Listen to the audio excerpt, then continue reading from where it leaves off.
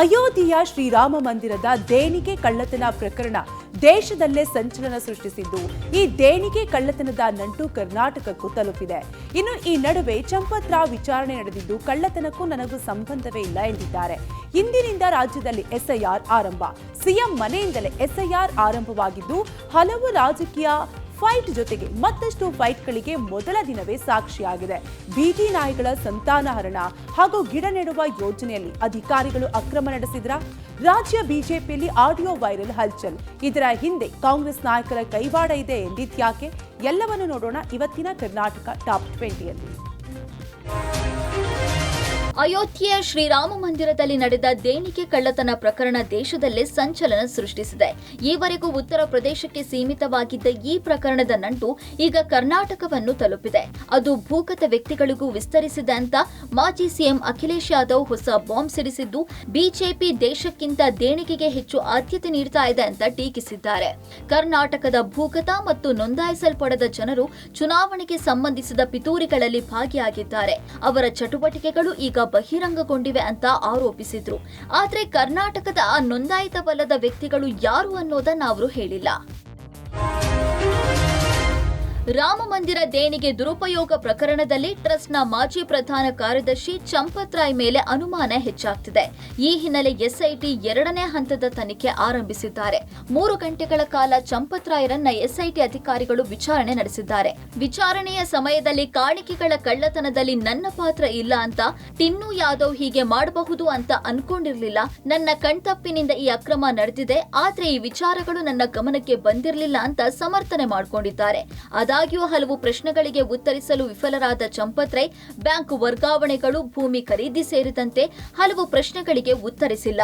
ಹೀಗಾಗಿ ಮತ್ತೊಮ್ಮೆ ವಿಚಾರಣೆಗೆ ಒಳಪಡಿಸಲು ಎಸ್ಐಟಿ ಅಧಿಕಾರಿಗಳು ನಿರ್ಧರಿಸಿದ್ದಾರೆ. ಇನ್ನು ರಾಮ ಮಂದಿರದಲ್ಲಿ ಪ್ರಕರಣ ಬೆಳಕಿಗೆ ಬರ್ತಾ ಇದ್ದಂತೆ ಚಂಪತ್ ರೈನ ಅತ್ಯಾಪ್ತನಾಗಿದ್ದ ಕಳೆದ 17 ವರ್ಷಗಳಿಂದ ರಾಮ ಮಂದಿರದಲ್ಲಿ ರೇಡಿಯೋ ಮ್ಯಾನೇಜ್ಮೆಂಟ್ ಆಫೀಸರ್ ಆಗಿ ಕೆಲಸ ಮಾಡ್ತಾ ಇದ್ದ ಪೊಲೀಸ್ ಇಲಾಖೆಯ ಅರ್ಜುನ್ ದೇವ್ ವರ್ಗಾವಣೆಯಾಗಿದೆ. ಇದೀಗ ಅರ್ಜುನ್ ವರ್ಗಾವಣೆ ಮಾಡಿರೋದು ಹಲವು ಅನುಮಾನಕ್ಕೆ ಕಾರಣವಾಗಿದೆ. ಇತ್ತ ರಾಮಲಲ್ಲಾ ಖಜಾನೆಯನ್ನ ಲೂಟಿ ಮಾಡಲಾಗಿದೆ ಅಂತ ಆರೋಪಿಸಿ ಅಯೋಧ್ಯೆಯಲ್ಲಿ ಬೃಹತ್ ಪ್ರತಿಭಟನೆ ನಡೆಸೋದಕ್ಕೆ ಯೋಜಿಸ್ತಾ ಇದ್ದ ಉತ್ತರ ಪ್ರದೇಶ ಕಾಂಗ್ರೆಸ್ ಅಧ್ಯಕ್ಷ ಅಜಯ್ ರಾಯ್ ಅವರನ್ನ ಗೃಹ ಬಂಧನದಲ್ಲಿ ಅಯೋಧ್ಯೆ ಪೊಲೀಸರು ಇರಿಸಿದ್ದಾರೆ. ಇಂದಿನಿಂದ ಬೆಂಗಳೂರು ಸೇರಿದಂತೆ ರಾಜ್ಯದಲ್ಲಿ ವಿಶೇಷ ಮತದಾರರ ಪಟ್ಟಿ ಪರಿಷ್ಕರಣೆ ಆಗ್ತಿದೆ. ಈಗಾಗಲೇ ಮ್ಯಾಪಿಂಗ್ ಎಲ್ಲ ಮುಕ್ತಾಯ ಆಗಿದ್ದು, ಮನೆ ಮನೆ ಪರಿಶೀಲನೆ ನಡೆಯಲಿದೆ. ಇಂದಿನಿಂದ ಜುಲೈ 29ರವರೆಗೂ ಮತದಾರರ ಪಟ್ಟಿ ಪರಿಷ್ಕರಣೆ ಆಗಲಿದೆ. ಚುನಾವಣಾ ಅಧಿಕಾರಿಗಳು ಮತ್ತು ಬಿಎಲ್ಒಗಳು ಮನೆ ಮನೆ ಭೇಟಿ ಕೊಟ್ಟು ಪರಿಷ್ಕರಣೆ ನಡೆಸಿದ್ದಾರೆ. ಮನೆ ಮನೆಗೆ ಭೇಟಿ ಕೊಟ್ಟು ಪರಿಷ್ಕರಣೆ ಅರ್ಜಿಯನ್ನು ನೀಡಿದ್ದಾರೆ. ಮತದಾರರಿಂದ ಕೆಲವು ದಾಖಲೆಗಳನ್ನು ಪಡೆದು ಅರ್ಜಿಗೆ ಸಹಿ ಮಾಡಿಸಿಕೊಂಡಿದ್ದಾರೆ. ಮತದಾರರ ಪಟ್ಟಿಯಲ್ಲಿರುವ ಹೆಸರುಗಳ ಪರಿಶೀಲನೆ, ತಿದ್ದುಪಡಿ, ಹೊಸ ಸೇರ್ಪಡೆ, ಮೃತಪಟ್ಟವರ ಹಾಗೂ ಸ್ಥಳಾಂತರಗೊಂಡವರ ಹೆಸರುಗಳನ್ನು ಪಟ್ಟಿಯಿಂದ ತೆಗೆದು ಹಾಕಲಿದ್ದಾರೆ. ಕರಡು ಮತದಾರರ ಪಟ್ಟಿಯನ್ನು ಆಗಸ್ಟ್ 5ನೇ ತಾರೀಕು ಚುನಾವಣಾ ಆಯೋಗ ಪ್ರಕಟಣೆ ಮಾಡಲಿದೆ. ಸಿಎಂ ಡಿಕೆ ಶಿವಕುಮಾರ್, ಸರ್ಕಾರದ ಮುಖ್ಯ ಕಾರ್ಯದರ್ಶಿ ಶಾಲಿನಿ ರಜನೀಶ್, ಬೂಕರ್ ಪ್ರಶಸ್ತಿ ವಿಜೇತೆ ಬಾನು ಮುಷ್ತಾಕ್ಗೆ ಬಿಎಲ್ಒಗಳು ಅರ್ಜಿ ನೀಡಿದ್ದಾರೆ. ಇತ್ತ ಕಾಂಗ್ರೆಸ್ ನಾಯಕರು ಎಸ್ಐಆರ್ ಮೇಲೆ ಹದ್ದಿನ ಕಣ್ಣಿಟ್ಟಿದ್ದಾರೆ. ಬಿಜೆಪಿ ಏಜೆಂಟ್ಗಿಂತ ಹೆಚ್ಚು ಏಜೆಂಟ್ಗಳ ನೇಮಕ ಮಾಡಿ ಎಸ್ಐಆರ್ ಮೇಲೆ ನಿಗಾ ಇಟ್ಟಿದ್ದಾರೆ. ನಾನು ನನ್ನ ಎನ್ಯುಮರೇಷನ್ ಫಾರಮ್ನ ಸೈನ್ ಹಾಕಿ ಕೊಟ್ಟಿದ್ದೇನೆ. ಸ್ವಲ್ಪ ಮಾಹಿತಿಯನ್ನು ಎಲ್ಲರಿಗೂ ಕೂಡ ನಾನು ಮನವಿ ಮಾಡಿಕೊಳ್ಳೋದು, ವಾಪಸ್ಸು ನಿಮ್ಮ ಹಳೆ ನಂಬರ್ ವೋಟರ್ ಲಿಸ್ಟ್ ಟೈಮಲ್ಲಿ ಯಾವಾಗ ಫೋನ್ ನಂಬರ್ ಕೊಟ್ಟಿರ್ತೀರಿ ನೀವು ಡೌನ್ಲೋಡ್ ಮಾಡ್ಕೊಳ್ಬೇಕಾದಾಗ ಹಳೆ ಫೋನ್ ನಂಬರ್ನ ಕೊಡಬೇಕಾಗ್ತದೆ. ಹೆಸರಲ್ಲಿ ತಿದ್ದುಪಡಿ ಮಾಡಿಕೊಳ್ಳೋಕೆ ಕೂಡ ಅವಕಾಶ ಇದೆ. ಇಂದಿನಿಂದ ರಾಜ್ಯದಲ್ಲಿ ಮತಪಟ್ಟಿ ಪರಿಷ್ಕರಣೆ ನಡೀತಾ ಇದೆ. ಇದರ ನಡುವೆ ರಾಜ್ಯದಲ್ಲಿ 40 ಲಕ್ಷ ಮತದಾರರು ಮತದಾನದ ಹಕ್ಕು ಕಳೆದುಕೊಳ್ತಾರೆ ಎಂಬ ಅನುಮಾನ ಸೃಷ್ಟಿಯಾಗಿದೆ. ರಾಜ್ಯದಲ್ಲಿ ಒಟ್ಟು 40 ಲಕ್ಷ ಮತದಾರರು ಪತ್ತೆಯಾಗಿಲ್ಲ. 5 ಕೋಟಿ ಮತದಾರರು ಪತ್ತೆಯಾಗಿದ್ದಾರೆ. 40 ಲಕ್ಷ ಮತದಾರರು ಅನ್ಮ್ಯಾಪ್ ಆಗಿದ್ದಾರೆ. ಅವರನ್ನ ಪತ್ತೆ ಹಚ್ಚುವ ಕೆಲಸ ಜುಲೈ 29ರವರೆಗೂ ನಡೆಯಲಿದೆ. ಒಂದು ವೇಳೆ 40 ಲಕ್ಷ ಮತದಾರರು ಪತ್ತೆಯಾಗದೇ ಇದ್ರೆ ಅವರ ಸೇರ್ಪಡೆ ಮತಪಟ್ಟಿಗೆ ಸೇರಿಸೋದು ಕಷ್ಟ ಅಂತ ಪಬ್ಲಿಕ್ ಟಿವಿಗೆ ರಾಜ್ಯ ಮುಖ್ಯ ಚುನಾವಣಾ ಅಧಿಕಾರಿ ಅನ್ಬು ಕುಮಾರ್ ಹೇಳಿದ್ದಾರೆ. ಮುಂದುವರೆದು ಒಂದು ಕಡೆ ಮತದಾನ ಇದೆ ಅಂತ ಮಾಹಿತಿ ಕೊಟ್ಟು 2-3 ಕಡೆ ಮತದಾನ ಇದ್ರೆ ಕಾನೂನು ಕ್ರಮ ತೆಗೆದುಕೊಳ್ಳುವುದಾಗಿ ಹೇಳಿದ್ದಾರೆ. ಪ್ರಕ್ರಿಯೆಯ ಉದ್ದೇಶ ಏನಂತ ಕೇಳಿದರೆ absentee, shifted, duplicate and dead ವೋಟರ್ಸನ್ನು ಪತ್ತೆ ಹಚ್ಚೋದು. ಕರ್ನಾಟಕ ರಾಜ್ಯದಲ್ಲಿ 5,54 ಲಕ್ಷ ಮತದಾರರಿದ್ದಾರೆ. ಅದರಲ್ಲಿ ಈಗಾಗಲೇ ನಾವು 5,08,00,000 ಮತದಾರರಿಗೆ ಮ್ಯಾಪಿಂಗ್ ಮಾಡಿದ್ವಿ. ಮ್ಯಾಪಿಂಗ್ ಆಗದ ಸಂಖ್ಯೆ ಸುಮಾರು 40 ಲಕ್ಷ ಚಿಲ್ಲರೆ ಇರ್ತದೆ. ಏನಾದ್ರು ತಪ್ಪು ಮಾಹಿತಿ ಕೊಟ್ಟರೆ representation of people act section 31 ಪ್ರಕಾರ ಕಾನೂನು ಶಿಕ್ಷೆಗೆ ನಾನು ಒಳಗಾಗುವ ಅರಿವು ನನಗೆ ಇದೆ ಎಂದು ಹೇಳಿದ್ದಾರೆ. ತಮ್ಮ ಹೆಸರು ಒಂದಕ್ಕಿಂತ ಮೇಲ್ಪಟ್ಟ ಕಡೆ ಇದ್ದರೆ ದಯವಿಟ್ಟು ಒಂದು ಕಡೆ ಮಾತ್ರ ಫಾರ್ಮನ್ನು ಸೈನ್ ಮಾಡಿ.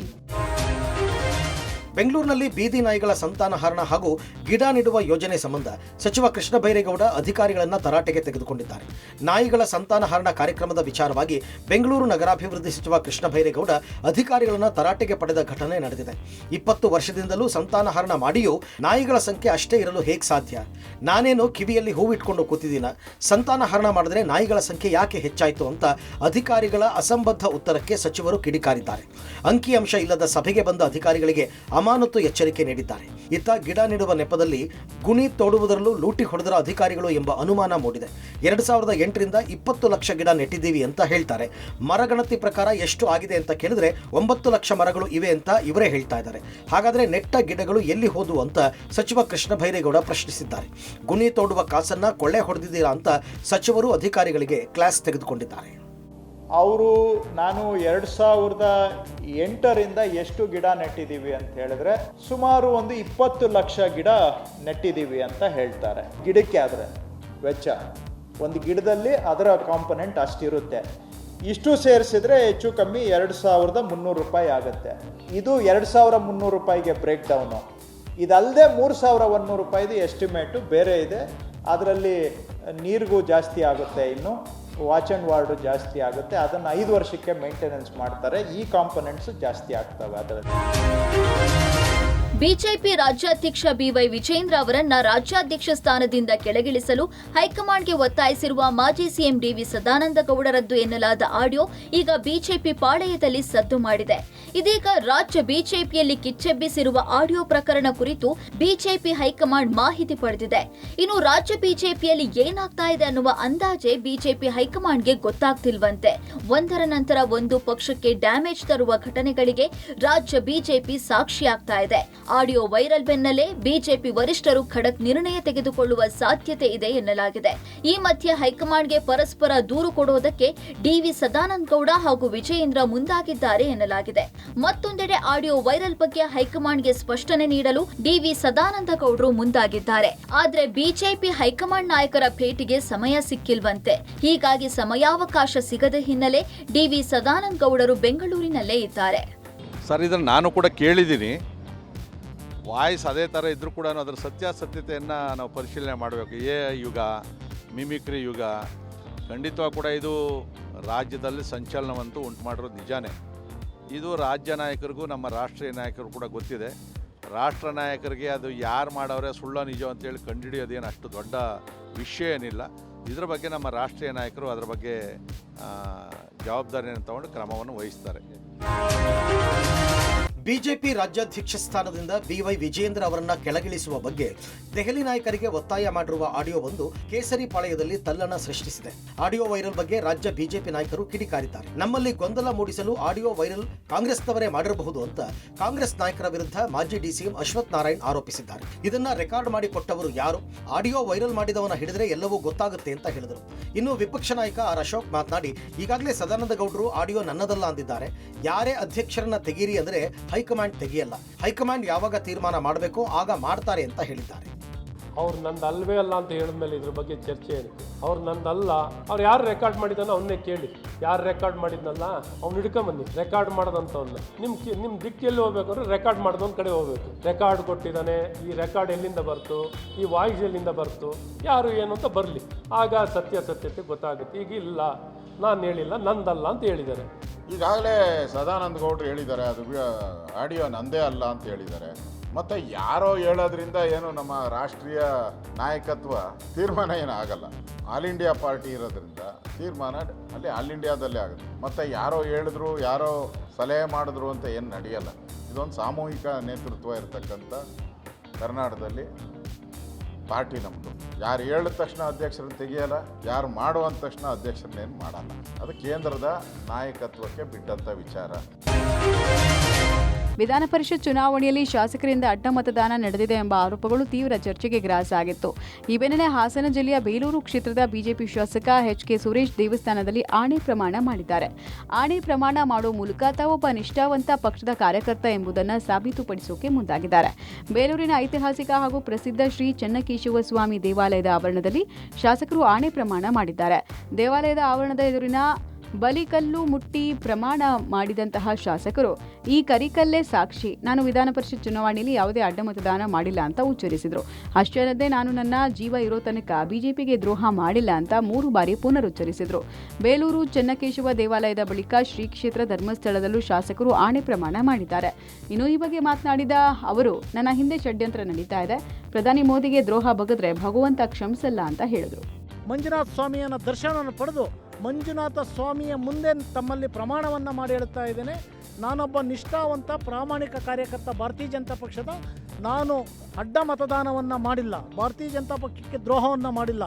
ನಮ್ಮ ಅಧ್ಯಕ್ಷರು ವಿಪಕ್ಷ ನಾಯಕರು ಸೂಚಿಸ ಅಭ್ಯರ್ಥಿಗಳಿಗೆ ನಾನು ಮತವನ್ನು ಹಾಕಿದ್ದೇನೆ. ಏನು ದಕ್ಷಿಣ ನಮ್ಮ ಮೈಸೂರು ಪ್ರಾಂತ್ಯ ಇದೆ, ಅದರಲ್ಲಿ ಒಂದೇ ಒಂದು ಕ್ಷೇತ್ರಕ್ಕೆ ಇವತ್ತು ವಿಶ್ವ ನಾಯಕ ಆಗಿರ್ತಕ್ಕಂಥವ್ರು ಸನ್ಮಾನ್ಯ ನರೇಂದ್ರ ಮೋದಿ ಅವರು ನನ್ನ ಕ್ಷೇತ್ರಕ್ಕೆ ಒಂದು ಪ್ರಚಾರವನ್ನ ಮಾಡಿದ್ದಾರೆ. ತಾಯಿಗೆ ದ್ರೋಹ ಆಗುತ್ತೆ ಆ ಕೆಲಸವನ್ನ ಮಾಡಿದರೆ ಅಂತ ಮಹಾನ್ ನಾಯಕನಿಗೆ ಆದ್ರೂ. ಚಿಕ್ಕಬಳ್ಳಾಪುರದ ಹೋಮ್ ಸ್ಟೇನಲ್ಲಿ ಸಾಯಿ ಸುರಭಿ ನಿಗೂಢ ಸಾವು ಪ್ರಕರಣ ಸಂಬಂಧ ತನಿಖೆ ಚುರುಕುಗೊಂಡಿದೆ. ಅನುಮಾನಾಸ್ಪದವಾಗಿ ಮೃತಪಟ್ಟಿರುವ ಸಾಯಿ ಸುರಭಿ ವೃತ್ತಿಯಲ್ಲಿ ಫಿಸಿಯೋಥೆರಪಿಸ್ಟ್ ಆಗಿದ್ರು. ಅದಕ್ಕೂ ಮೊದಲು ಸಾಯಿ ಸುರಭಿಗೆ ಕಿರುತೆರೆ ಮತ್ತು ಮಾಡೆಲಿಂಗ್ ಜಗತ್ತಿನ ಜೊತೆ ನಂಟಿರುವುದು ಗೊತ್ತಾಗಿದೆ. 2019ರಲ್ಲಿ ಕನ್ನಡದ ಹೆಸರಾಂತ ವಾಹಿನಿಯೊಂದರ ಧಾರಾವಾಹಿಯಲ್ಲಿ ಸುರಭಿ ನಟಿಸಿದ್ರು. ಖಾಸಗಿ ವಾಹಿನಿಯಲ್ಲಿ ಪ್ರಸಾರ ಆಗ್ತಾ ಇದ್ದ ಇಷ್ಟ ದೇವತೆ ಧಾರಾವಾಹಿಯಲ್ಲಿ ಸುರಭಿ ಕಥಾನಾಯಕನ ಅತ್ತೆ ಮಗಳ ಪಾತ್ರವನ್ನು ನಿರ್ವಹಿಸ್ತಾ ಇದ್ರು. ಈ ಧಾರಾವಾಹಿಯನ್ನ ರಂಜಿನಿ ರಾಘವನ್ ನಿರ್ದೇಶನ ಮಾಡ್ತಾ ಇದ್ರು. ಸಾಯಿ ಸುರಭಿ ಕೇವಲ ಕಿರುತೆರೆಯ ನಟಿಯಾಗಿರಲಿಲ್ಲ, ಜೊತೆಗೆ ಮಾಡೆಲಿಂಗ್ ಜಗತ್ತಲ್ಲೂ ಗುರುತಿಸಿಕೊಂಡಿದ್ರು. ಹಲವಾರು ವೇದಿಕೆಗಳಲ್ಲಿ ಅವರು ರ್ಯಾಂಪ್ ವಾಕ್ ಕೂಡ ಮಾಡಿದ್ದಾರೆ. ಚಿಕ್ಕಬಳ್ಳಾಪುರದ ಹೋಮ್ ಸ್ಟೇನಲ್ಲಿ ಸಾಯಿ ಸುರಭಿ ಹತ್ಯೆ ಪ್ರಕರಣಕ್ಕೆ ಬಿಗ್ ಟ್ವಿಸ್ಟ್ ಸಿಕ್ಕಿದೆ. ಈ ಹಿಂದೆ ಸಂಜಿತ್ ಅಲಿ ವಿರುದ್ಧ ದೂರು ಕೊಟ್ಟು ಅರೆಸ್ಟ್ ಮಾಡಿಸಿದ್ರಂತೆ ಮೃತ ಸಾಯಿ ಸುರಭಿ. ಕಳೆದ ವರ್ಷ ಮೃತ ಸಾಯಿ ಸುರಭಿ ತಾಯಿ ಹತ್ಯೆಗೆ ಸಂಚು ರೂಪಿಸಿದಂತೆ ಪ್ರಿಯಕರ ಸಂಜಿತ್ ಅಲಿ. ಕಳೆದ ವರ್ಷ ಅಕ್ಟೋಬರ್ 9ನೇ ತಾರೀಕು ಸ್ನೇಹಿತನೊಂದಿಗೆ ಸುರಭಿ ಮತ್ತು ಪ್ರಿಯಕರ ಸಂಜಿತ್ ಅಲಿ ಮನೆಯಲ್ಲಿ ಪಾರ್ಟಿ ಮಾಡಬೇಕಾದ್ರೆ, ನಾವಿಬ್ರು ಚೆನ್ನಾಗಿರ್ಬೇಕಂದ್ರೆ ನಿನ್ನ ತಾಯಿಯನ್ನ ಕೊಲೆ ಮಾಡ್ತೀನಿ, ನಿನ್ನ ತಾಯಿ ಹೋದ್ರೆ ನಾವು ನೆಮ್ಮದಿಯಾಗಿ ಇಬ್ಬರೇ ಇರಬಹುದು ಅಂತಾನೆ. ಇದಕ್ಕೆ ವಿರೋಧ ಮಾಡಿದ್ದ ಸುರಭಿಗೆ ಎಣ್ಣೆ ಅಮಲಿನಲ್ಲಿ ಮುಖಾಮುಖಿ ನೋಡದೆ ಮಾರಣಾಂತಿಕ ಹಲ್ಲೆ ನಡೆಸಿದ್ದಂತೆ. ಈ ಸಂಬಂಧ ಬೆಂಗಳೂರಿನ ಕುಮಾರಸ್ವಾಮಿ ಲೇಔಟ್ ಠಾಣೆಯಲ್ಲಿ ಪ್ರಿಯಕರ ಸಂಜಿತ್ ಅಲಿ ವಿರುದ್ಧ ದೂರು ಕೊಟ್ಟಿದ್ಲಂತೆ ಸಾಯಿ ಸುರಭಿ. ಕೆಎಸ್ ಲೇಔಟ್ ಪೊಲೀಸರು ಸಂಜಿತ್ ಅಲಿ ವಿರುದ್ಧ ಕೇಸ್ ದಾಖಲಿಸಿ ಜೈಲಿಗೆ ಕಳಿಸಿದ್ದಾರೆ. 2 ತಿಂಗಳು ಜೈಲಲ್ಲಿದ್ದ ಬಳಿಕ ಜಾಮೀನಿನ ಮೇಲೆ ಹೊರಗೆ ಬಂದಿದ್ದ ಸಂಜಿತ್ ಅಲಿ ಗೆಳೆಯ ಸಂಜಿತ್ ಅಲಿ ಸಹವಾಸದಿಂದ ಮಾದಕ ವಸ್ತುಗಳಿಗೆ ಅಡಿಕ್ಟ್ ಆಗಿದ್ದ ಸಾಯಿ ಸುರಭಿಯನ್ನ ತಾಯಿ ಗೀತಾ ಮೈಸೂರಿನ ಆಶ್ರಮವೊಂದಕ್ಕೆ ಸೇರಿಸಿದ್ರು ಎನ್ನಲಾಗ್ತಿದೆ. ಉತ್ತಮ ವ್ಯಕ್ತಿಯಾಗೋಕೆ ಜೀವನದಲ್ಲಿ 2ನೇ ಅವಕಾಶ ಸಿಕ್ಕಿರೋದಕ್ಕೆ ನಾನು ಕೃತಜ್ಞಳಾಗಿದ್ದೀನಿ ಅಂತ ಸುರಭಿ ಪತ್ರ ಬರೆದಿದ್ದಾಳೆ. ಬೆಂಗಳೂರಿನಲ್ಲಿ ನೇಪಾಳಿಗರ ಪುಂಡಾಟ ಮುಂದುವರೆದಿದೆ. ಅದು ಕೂಡ ವಿಧಾನಸೌಧದ ಮುಂದೆನೆ ನೇಪಾಳಿ ಹುಡುಗರು ಪುಂಡಾಟ ಮರೆದಿದ್ದಾರೆ. ಫೋಟೋ ತೆಗೆಯೋ ವೇಳೆ ಅಡ್ಡ ಬಂದರು ಅನ್ನೋ ವಿಚಾರಕ್ಕೆ ಕಿರಿಕ್ ಶುರುವಾಗಿದ್ದು, ವಿಧಾನಸೌಧ ಎದುರಿನ ಫುಟ್ಪಾತ್ ಮೇಲಿನ ಫೈಟಿಂಗ್ ಆಗಿದೆ. 2 ಗುಂಪುಗಳ ನಡುವಿನ ಹೊಡೆದಾಟದ ದೃಶ್ಯ ಮೊಬೈಲ್ನಲ್ಲಿ ಸೆರೆಯಾಗಿದೆ. ಈ ಸಂಬಂಧ ವಿಧಾನಸೌಧ ಪೊಲೀಸ್ ಠಾಣೆಯಲ್ಲಿ ಕೇಸ್ ದಾಖಲಾಗಿದ್ದು, ಪ್ರಕರಣ ಸಂಬಂಧ ಪೊಲೀಸರು 4ರನ್ನ ಬಂಧಿಸಿದ್ದಾರೆ. ಇನ್ನುಳಿದವರಿಗಾಗಿ ಪೊಲೀಸರು ಹುಡುಕಾಟವನ್ನು ನಡೆಸಿದ್ದಾರೆ. ಘಟನೆಗೆ ಸಂಬಂಧಪಟ್ಟಂತೆ ಜೂನ್ 28ನೇ ತಾರೀಕು ನಡೆದಿದೆ ಎನ್ನಲಾಗಿದೆ.